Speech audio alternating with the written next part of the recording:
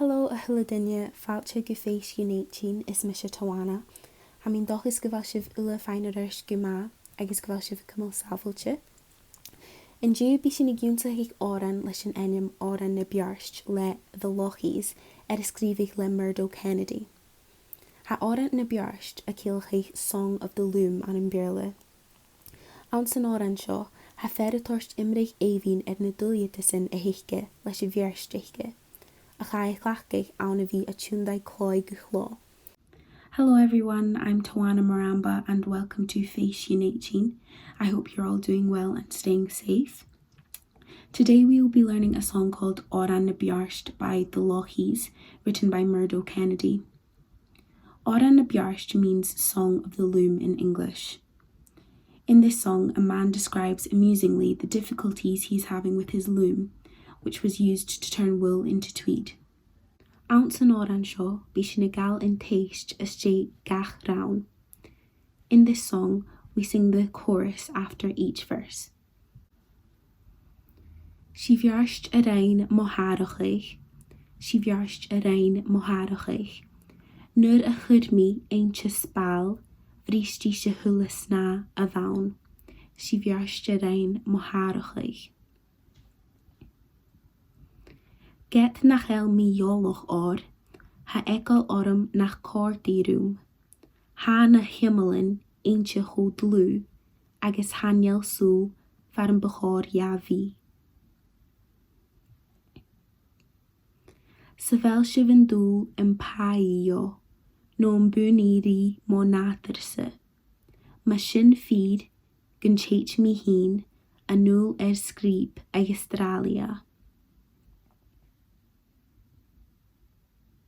Se chanis kuch je mo harsten room, saun orst a va falakeich.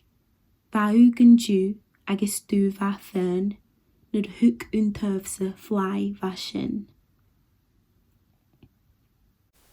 Si bhearste rain mo háireachtaigh, si bhearste rain mo háireachtaigh, nuair a chud mé aonte spáil, bhrístí se thulas ná a bhain, si bhearste rain mo háireachtaigh.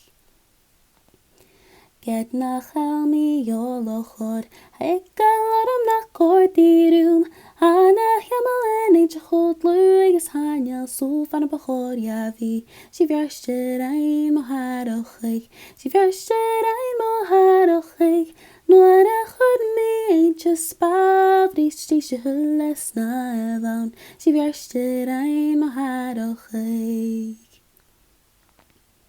Savel se van doel een paio, na buniri mo naterse, ma sin feed gan cheit me heen, a nul skriep Australia. Si bhearste rain mo háireachtaigh, si bhearste rain mo háireachtaigh, nuair a chud mé aonte spáil, bhrístí se thulas ná a bhain, si bhearste rain mo háireachtaigh.